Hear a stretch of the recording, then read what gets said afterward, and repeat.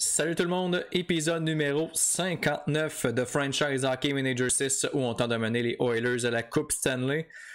Comme vous avez pu le constater lors de l'épisode précédent, autre déception du côté des Oilers. On a terminé, comme vous pouvez voir ici, au premier rang dans toute la ligue, 111 points. Et on se fait pointer la porte de sortie par les Canucks de Vancouver au deuxième tour. Mais pour la deuxième année de suite, on se fait sortir par les champions de la Coupe Stanley parce que les Canucks ont remporté la Coupe par la suite en battant les Devils là, en 7 matchs. Et là, suite à cette défaite-là, j'ai décidé de faire un petit ménage là, au sein de l'équipe, là, surtout à l'attaque parce que je trouvais qu'il y avait des contrats où on payait beaucoup d'argent pour le peu de performance qu'on obtenait ou pour les... pas les stats, mais les ratings si on veut. Je trouvais que ça valait pas tant la peine. Je vais vous faire un compte rendu un peu de toutes les transactions. J'ai pas été chercher de quoi de bien concret. Là. C'est vraiment, j'ai liquidé des joueurs pour des choix au repêchage. Puis il y a un joueur que j'ai ramassé, là, mais ça sera pas là, un grand coup de circuit.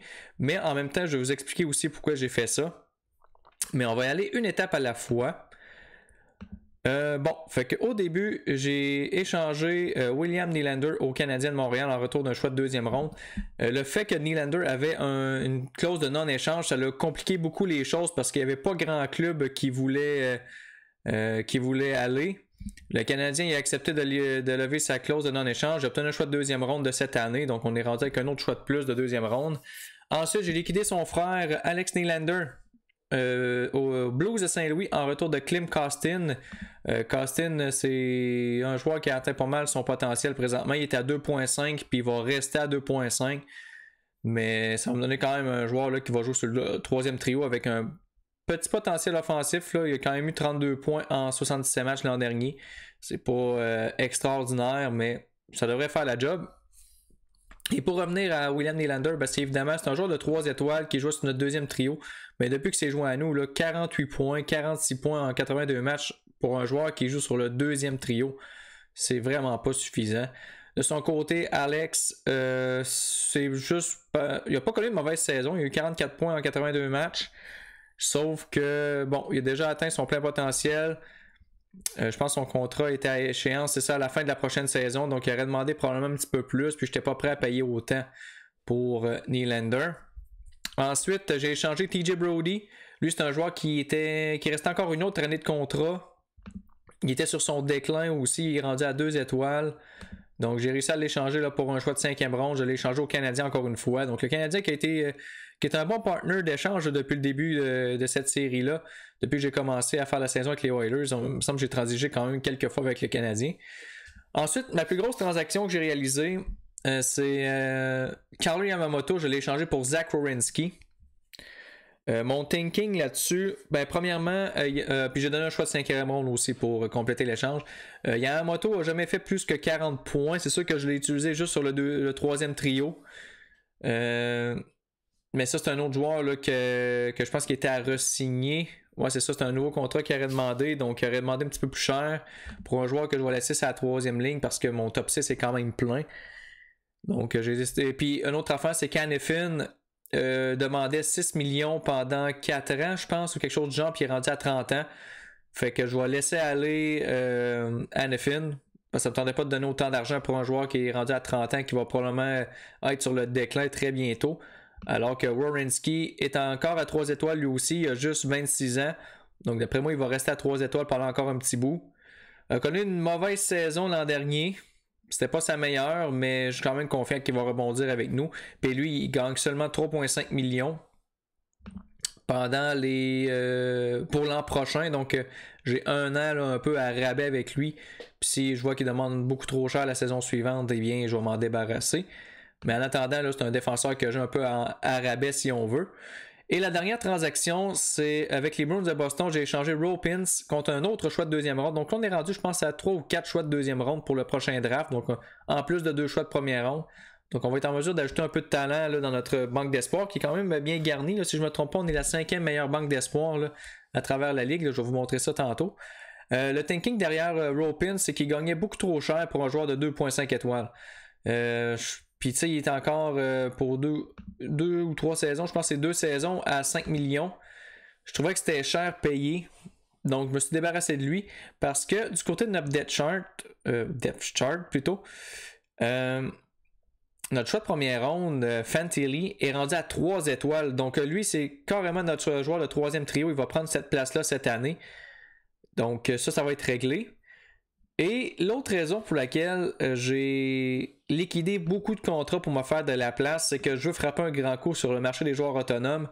Et la raison, je vais vous montrer ça, si je peux trouver l'endroit. Free Agent Center. Dans les joueurs autonomes à venir cet été, si ça ne change pas évidemment, eh bien, on a un certain... attends un petit peu. Ah, ils l'ont-tu re-signé? Ah non, on dirait pas qu'ils l'ont signé. Non! Ça vient tout scraper. Parce qu'il y avait Austin Matthews et Elias Peterson qui étaient lousses. Ah, mais attends un peu, ça c'est juste mes joueurs, ça? Ok, c'est mes joueurs. Ok, attends un peu. Là j'ai eu peur. Là. Je pensais que quand je venais de chier ça solide. Peut-être un petit peu. Et on sait où que je vais pour. Ok, transaction. Ok. Ah, là j'ai eu peur pendant un petit instant. Mais ouais, les joueurs qui pourraient être joueurs autonomes, c'est Austin Matthews, Peterson et Ryan O'Reilly. Et je vise un des trois. Idéalement, Matthews ou Peterson. Je sais qu'ils vont demander beaucoup d'argent. Mais ça va être mes centres de deuxième trio. En arrière de McDavid, imaginez si je peux réussir à aller chercher un de ces joueurs-là. Et si ça ne fait pas, eh bien, je vais me rabattre sur O'Reilly. McCarr, lui, par exemple, il doit être avec compensation, donc je vais enlever ça. Donc voilà, c'est pas mal. Il y a Patrick Kane aussi, mais il est rendu à 3.5 étoiles, donc rendu là, il est au même niveau que Manta, rendu là. Donc mon objectif, c'est d'aller chercher un choix, pas un choix, mais un centre de deuxième trio. Parce que là, si on regarde notre... Puis comme vous voyez ici, Hanifin... Ah, il était à 27 ans, Hanifin. Je pensais qu'il était rendu à 30 ans. Mais quand même, là, lorsqu'on regarde là, qu'est-ce qu'il veut comme contrat, c'est 6 millions sur 3 ans. Je suis pas prêt à lui donner ça présentement. Je pense que je préfère Werenski rendu là. Mais... Ouais, ce que je disais, c'est que oui, si on regarde notre alignement présentement... Ça ressemble à ça. Il y a beaucoup de trous, sauf en défensive.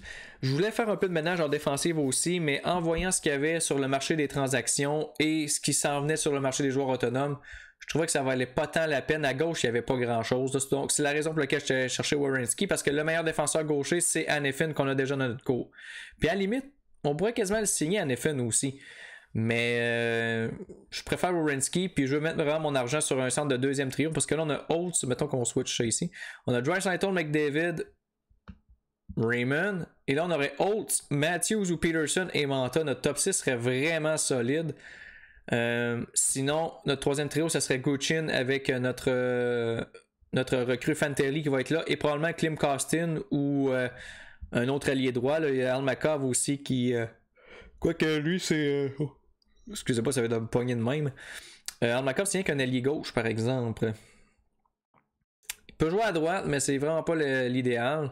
Si je regarde Guchin de son côté... Ok, non, lui, c'est vraiment un allié gauche.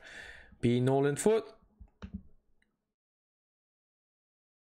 peut jouer à droite, mais c'est pas tant l'idéal. Mais bref, je peux peut-être regarder pour un allié droit aussi.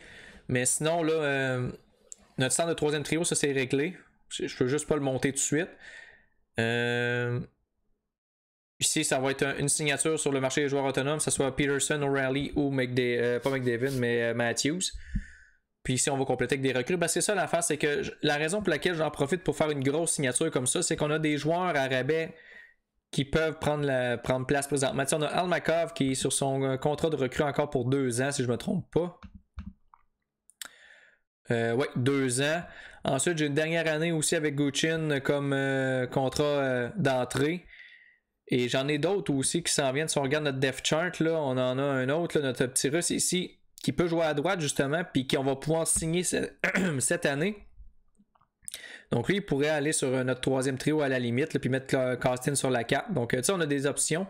C'est sûr que défensivement, ça va être dégueulasse un peu, là, parce qu'on n'a pas vraiment d'attaquant défensif à part Bourgault. Mais sinon, je regarderai aussi qu'est-ce qui est disponible.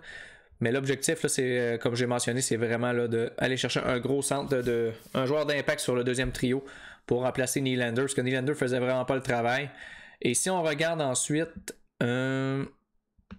Team Data. Bon, fait que pour le prochain repêchage, on a 2 choix de première ronde, on a 3 choix de deuxième ronde, 2 choix de 4, 1 choix de 5, 1 choix de 6, puis 1 choix de 7. C'est pas impossible que j'utilise 2 de mes choix de deuxième ronde pour monter plus haut en première ronde, parce que là on repêche 21e et 29e, si je me trompe pas, avec le choix de Toronto et Boston. Donc, justement, parlant de draft, eh bien, on va aller de l'avant. Je pense pas que j'avais autre chose à vous dire. Je vous ai pas mal tout dit côté transaction et mon thinking là, derrière tout ça. Donc, allons-y avec le repêchage. Bon, si on regarde parmi les joueurs, bon, c'est sûr que lui, il va sortir premier overall. Il y avait un gardien que je voulais.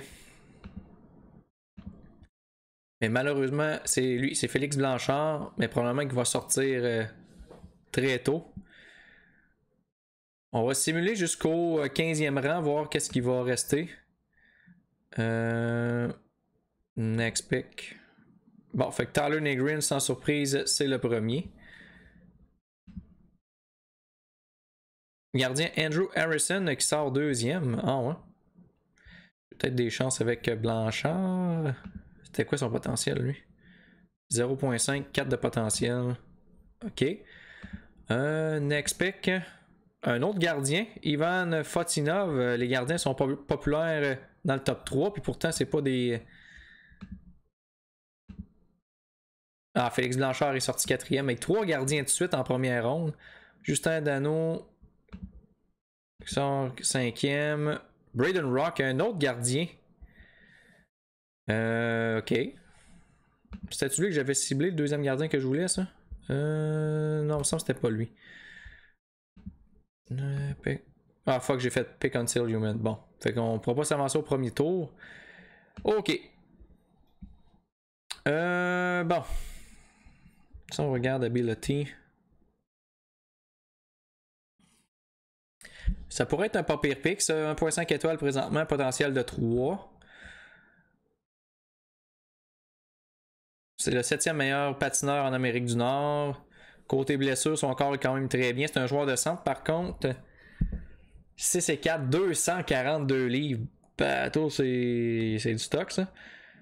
Il a gagné la médaille d'or avec les U18. On va le garder en tête. Sinon, lui, il est à 2 étoiles déjà. Potentiel de 2.5 par exemple. Son potentiel n'est pas très élevé. Ça, moi, je vise... bon, il y a lui qui serait intéressant. Potentiel de 3.5. Oli Elstrom. Côté blessure, ça va. C'est un autre joueur de centre. Si on regarde notre scouting, potentiel de devenir un bon joueur dans notre ligue.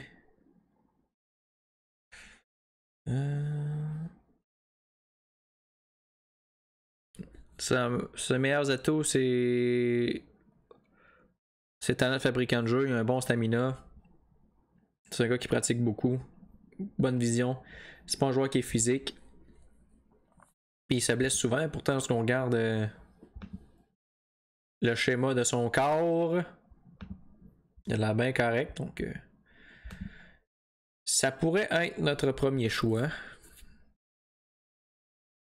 Parce que c'est sûr que côté potentiel, j'ai regardé le repêchage, là, la QV, puis ça sera pas une grosse QV pour vrai. Là.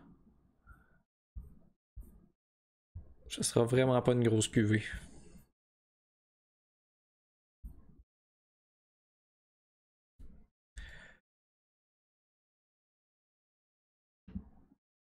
Il y a un défenseur aussi ici qui est intéressant. 16e meilleur patineur européen. Mais son scouting est pas terrible.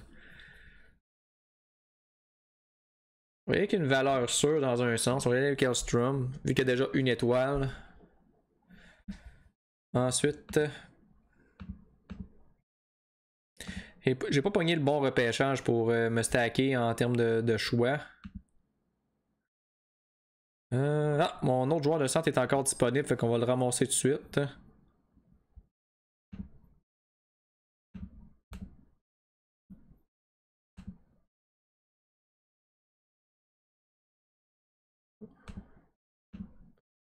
Et voilà.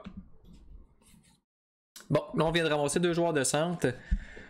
Faudrait que je regarde qu'est-ce qui reste en termes de gardien de but.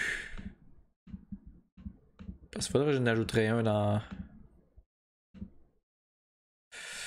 Ouais, il reste pas tant grand chose, hein. Fait qu'on va se fier aux joueurs autonomes, je pense bien, pour ajouter de la profondeur devant le filet. Bon, fait que là on va repêcher au 2e tour.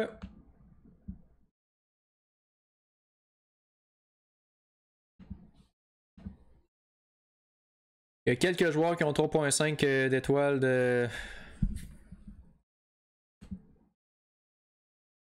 Lui, c'est le 57e meilleur patineur euro. Lui, c'est le 19e meilleur patineur euro. Selon la centrale. Et lui, c'est le 104e. Bon. Je regarde Ability. Il y a des joueurs à 2 étoiles ici qui sont intéressants. Je pense que je vais les ramasser parce que au moins c'est des joueurs qui vont pouvoir à la limite jouer dans la Ligue américaine.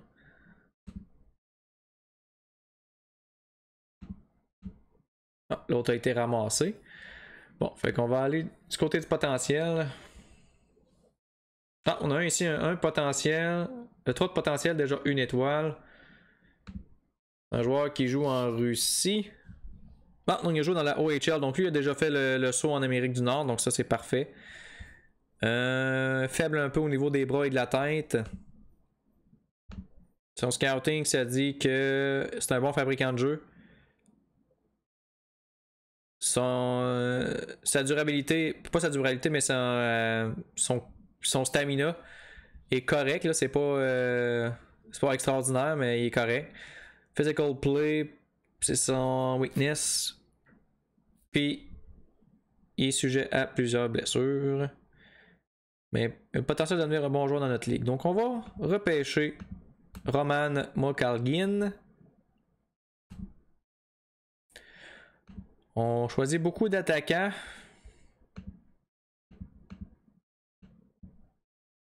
Ça nous prendra un peu de défenseurs aussi. Bon, on a les potentiels.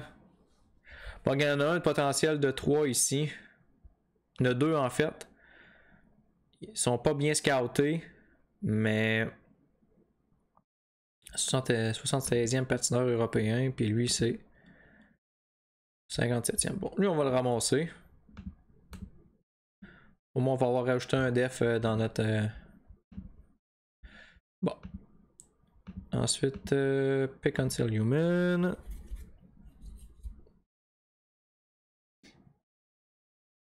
Bon, on va ramasser lui aussi. Là, on y va avec des long shots, là, des joueurs qu'on sait pas s'ils ont un bon potentiel en réalité ou pas. Rendu ce qu'on a en 4e ronde, c'est pas... Bon, Ability. Ok, Potential. Il y a un défenseur gaucher qui joue à Moncton, 66e patineur en Amérique du Nord. Scouting. Even the worst aspect, même ses pires atouts sont quand même bons. Ok, regardez la... Ça, c'est une pas pire contradiction. Même les meilleurs atouts de Rudenskov sont difficiles à décrire comme étant des forces. Puis ici, c'est même les pires aspects du jeu de Rudenkov sont quand même bons. Fait que là, c'est comme... ça marche pas, là. Mais on va quand même le repêcher vu qu'on a besoin de défenseurs. Pick Until Human. Là, on est rendu en 5e ronde. Sérieux, mes scouts là, font pas tant grand chose. Faudrait que je regarde plus que ce que mes scouts font. Parce qu'il manque des données, là, ça n'a pas de sens. Bon, on va se fier à ce que la centrale. Bon, lui a pas été scouté tout court. Lui, 83e patineur euro. La centrale pense que c'est un 1.5. Ouais. Lui, c'est un défenseur droitier. 87e skater euro.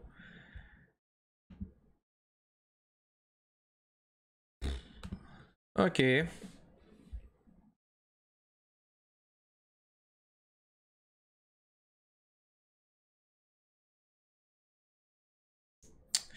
Ouais, je pense que.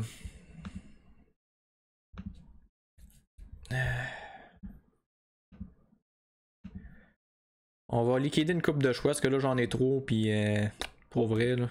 Mettons 5, 6, 7 contre.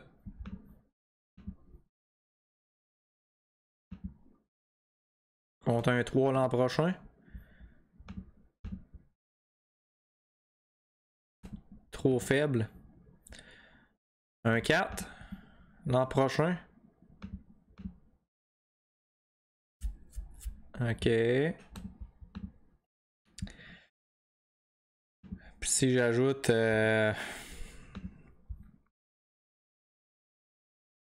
Ivan Suarov.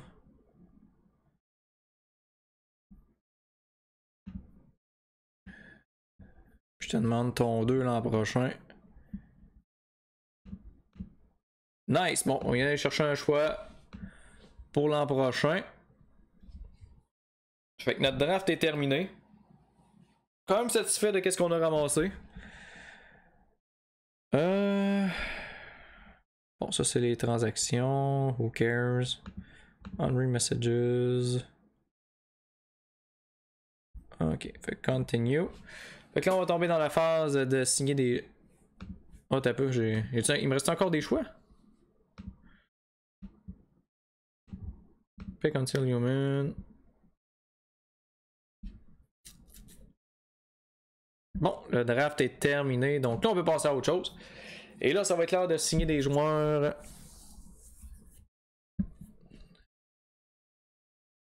D'accord, le 22, on va simuler une journée. Puis notre petit joueur russe, on va attendre au 1er juillet pour le signer, parce que son contrat finit officiellement le 1er juillet.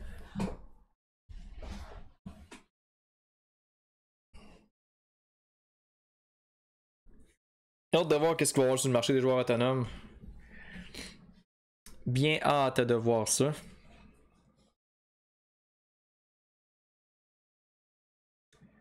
S'il peut en avoir un des trois. Parce que même O'Reilly, 3.5 étoiles au centre du deuxième trio, ça va être excellent. Là. Bon, ok. Fait qu'on a. En passant, j'avais fait aussi des offres de contrat. Là, comme Broberg aurait signé, Foot a signé, Scarrick a signé, Durzi a signé aussi. Fait que ça, c'est réglé.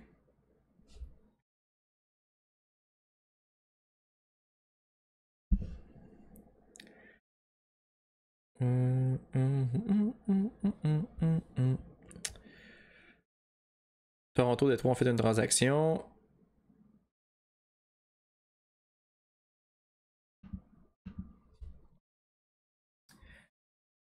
Durzi, ça se peut que je le liquide éventuellement aussi. Ben, c'est sûr que là, ça se peut qu'il y ait des joueurs qui re-signent pas, puis que la liste des joueurs autonomes va être plus grande. Je serais surpris, mais je pense que c'est plus l'inverse. D'après moi, on va avoir une mauvaise surprise. Puis tous les. Ben, je peux pas croire que Matthews, ils l'en re-signeront pas. Là. Peterson non plus, mais quoi que McKinnon n'avait pas signé la dernière fois. Donc tout est possible. Si on regarde Austin Matthews. T'sais, son dernier contrat était 11 millions. Fait que c'est sûr qu'il va me demander très cher Matthews.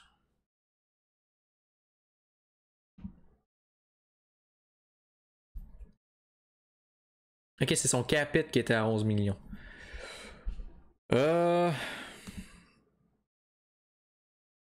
Mais bon Dieu, si on l'a dans notre équipe, là. Ça serait malade. Bon, fait qu'on va regarder de notre côté, nous, s'il y a des joueurs là, que. Si on regarde les contracts. Je pense que j'ai pas mal re-signé tout le monde que je voulais. Là. Il va rester. Il y a Annefin, mais comme je dis Annefin, je vais le laisser aller, là, à moins qu'il demande moins cher. Là, mais. Non, il est encore à son 6 millions sur 3 ans.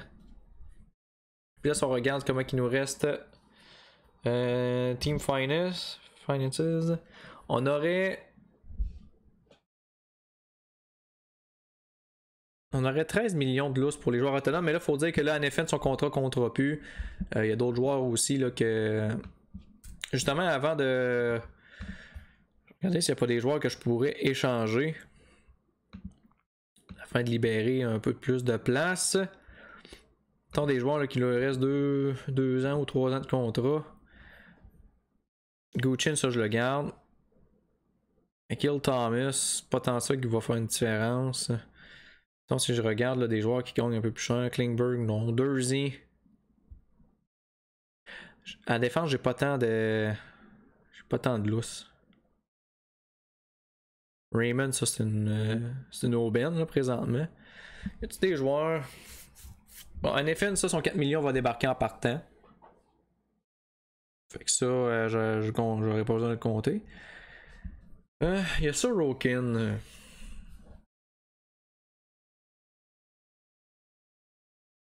Qui atteint son plein potentiel.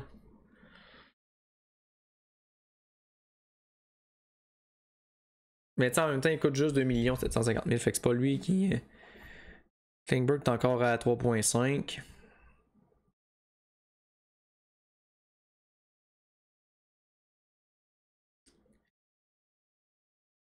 Là, c'est sûr que le contrat de Scarrick va augmenter, par exemple.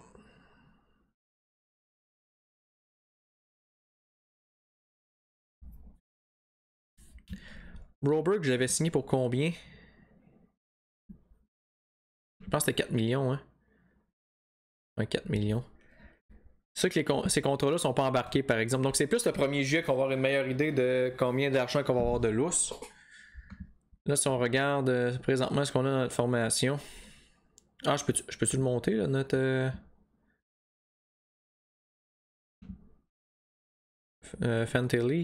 Fantilli, où est-il? Est-ce qu'on peut le monter à Edmonton? Non, pas encore. Ça va être le 1er juillet qu'on pourra le monter.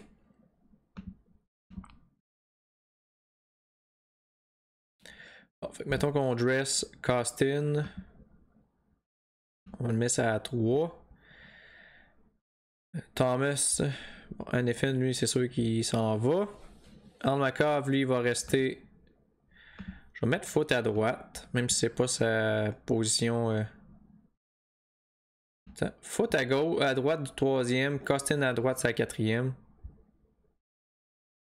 Et Almakov à droite sur le 4e, à gauche sur le 4e trio. Comme ça. Fait qu'il va nous rester, là, il y a Fantilli qui va arriver ici. Puis il va nous rester ensuite notre centre de 2e trio à signer. Donc c'est pas mal ça, je vous dirais. On va se laisser là-dessus parce que si je commence à m'embarquer dans les joueurs autonomes, l'épisode va durer quasiment 1h30, 2 heures. Donc on va se laisser là-dessus et on se retrouve prochainement pour un autre épisode. Et celle-là, ça va être toute une parce que là, on va peut-être frapper un grand coup. Mais en attendant, il faut la patienter un petit peu. Donc un gros merci encore une fois à tous ceux qui suivent cette série. On se retrouve pour l'épisode numéro 60.